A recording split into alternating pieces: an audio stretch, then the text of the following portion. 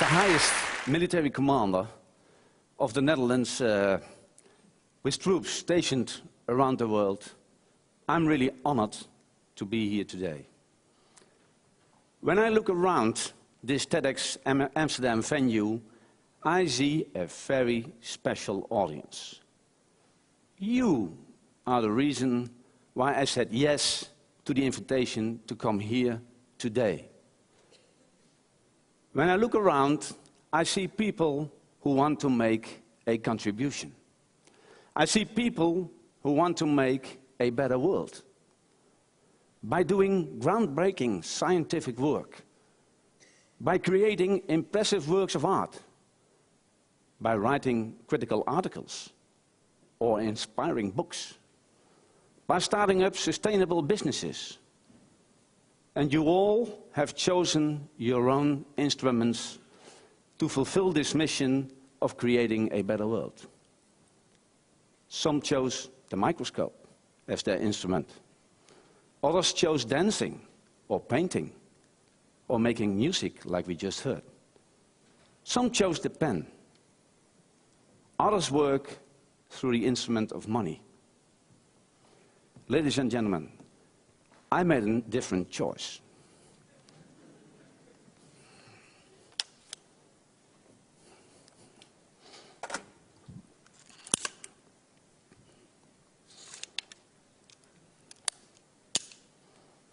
Thanks. Ladies and gentlemen,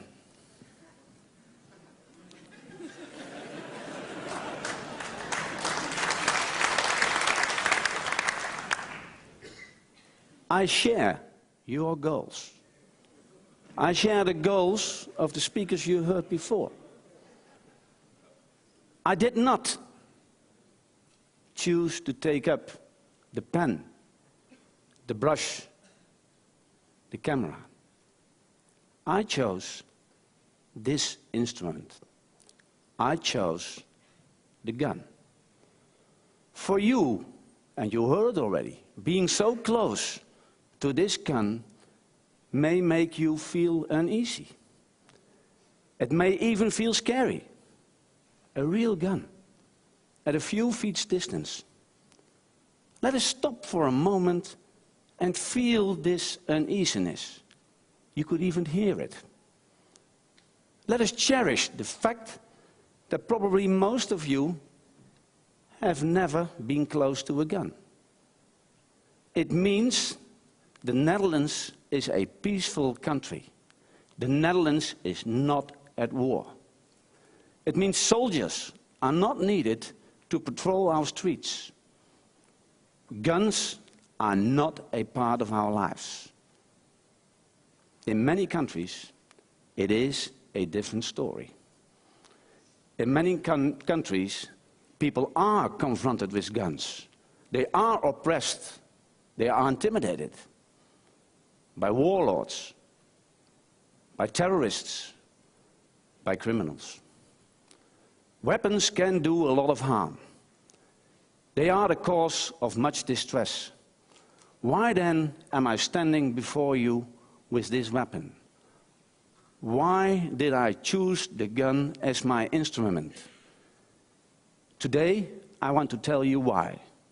Today, I want to tell you why I chose the gun to create a better world. And I want to tell you how this gun can help. My story starts in the city of Nijmegen, in the east of the Netherlands, the city where I was born. My father was a hard-working baker. But when he had finished work in the bakery, he often told me and my brother stories. And most of the time, he told me this story I'm going to share with you now. The story of what happened when he was a conscript soldier in the Dutch armed forces at the beginning of the Second World War. The Nazis invaded the Netherlands.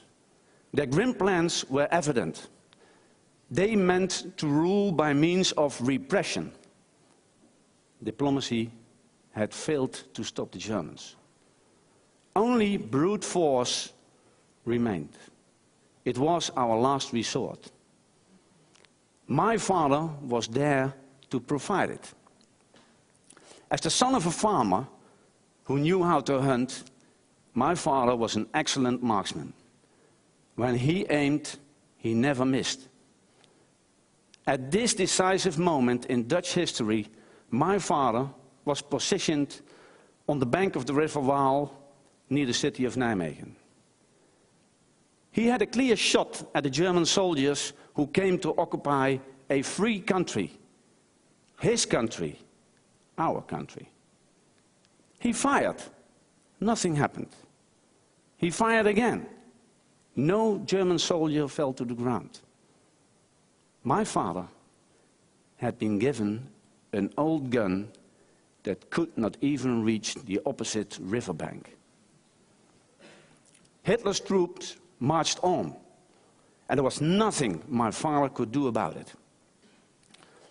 Until the day my father died, he was frustrated about missing these shots. He could have done something. With an old gun, not even the best marksman in the armed forces could have hit the mark. So this story stayed with me. Then in high school, I was gripped by the stories of the Allied soldiers. Soldiers who left the safety of their own homes and risked their lives to liberate a country and a people that they didn't know. They liberated my birth town. It was then that I decided I would take up the gun. Out of respect and gratitude for those men and women who came to liberate us. From the awareness that sometimes only the gun can stand between good and evil. And that is why I took up the gun. Not to shoot, not to kill, not to destroy, but to stop those who would do evil, to protect the vulnerable, to defend democratic values, to stand up for the freedom we have to talk here today in Amsterdam about how we can make the world a better place. Ladies and gentlemen, I do not stand here today to tell you about the glory of weapons. I do not like guns. And once you have been under fire yourself, it brings home even more clearly that a gun is not some macho instrument to brag about. I stand here today to tell you about the use of the gun as an instrument of peace and stability. The gun may be one of the most important instruments of peace and stability that we have in this world. Now, this may sound contradictory to you, but not only have I seen with my own eyes during my deployments in the Lebanon, Sarajevo, and as the Netherlands Chief of Defense. This is also supported by cold, hard statistics.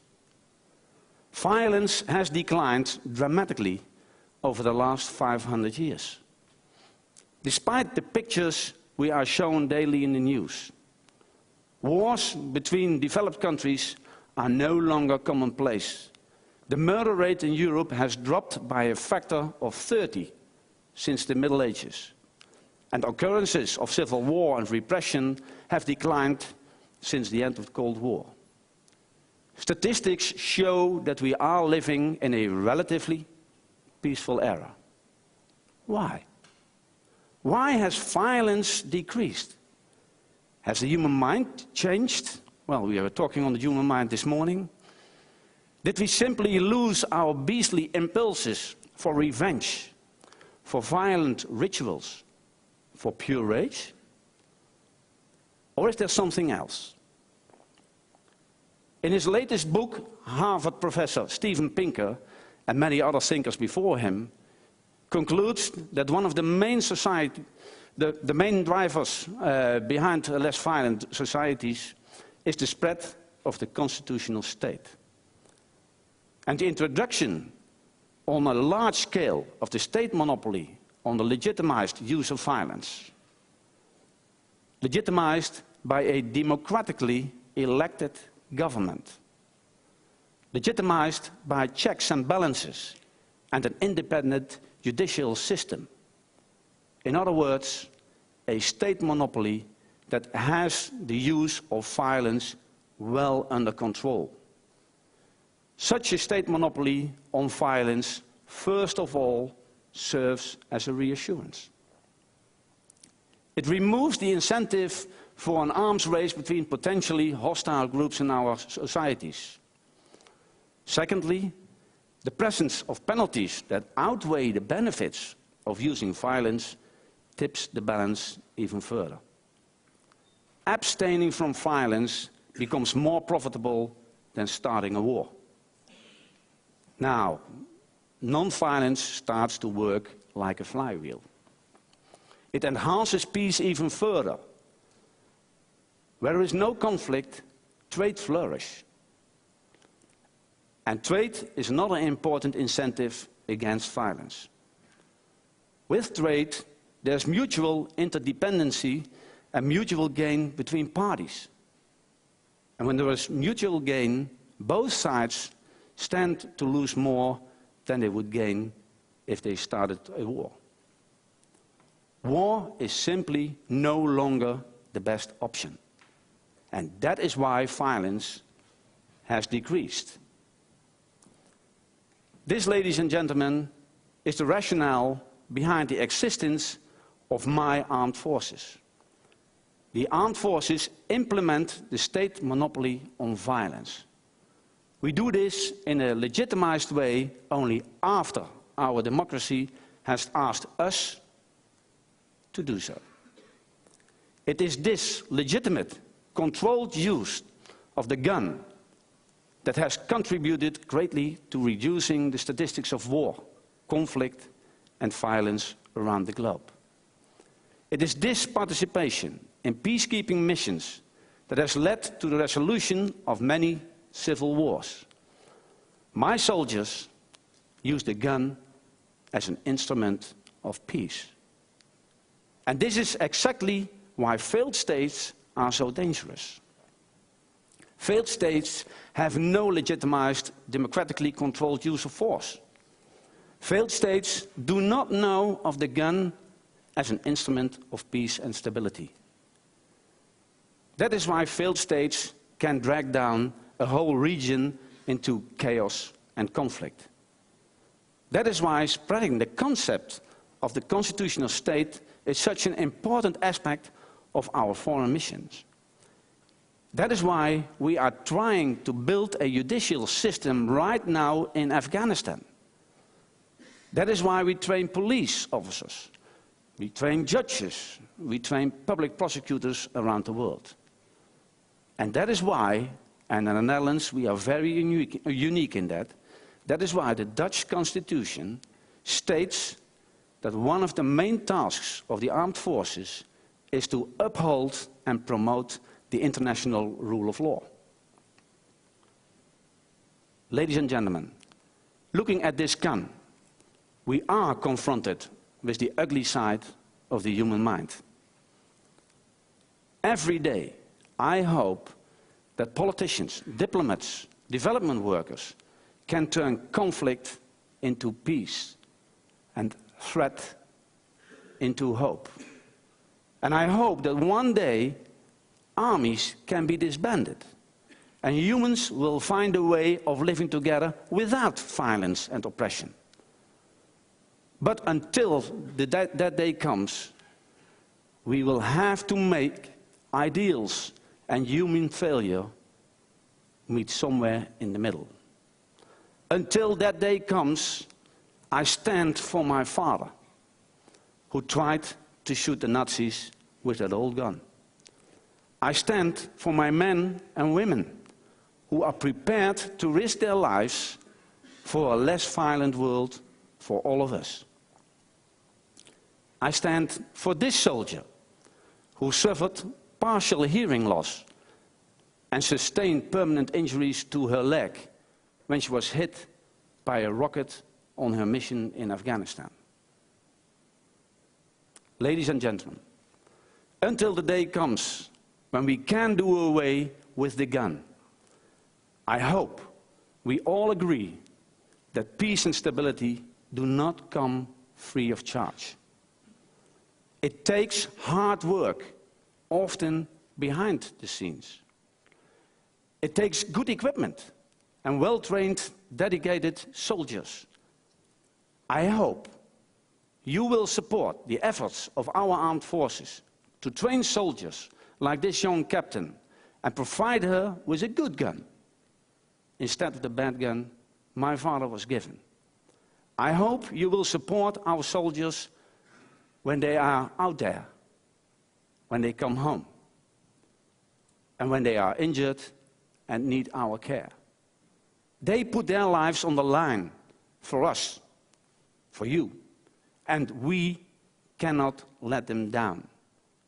I hope you will respect my soldiers, this soldier with this gun, because she wants a better world, because she makes an active contribution to that better world, just like all of us here today. Thank you very much.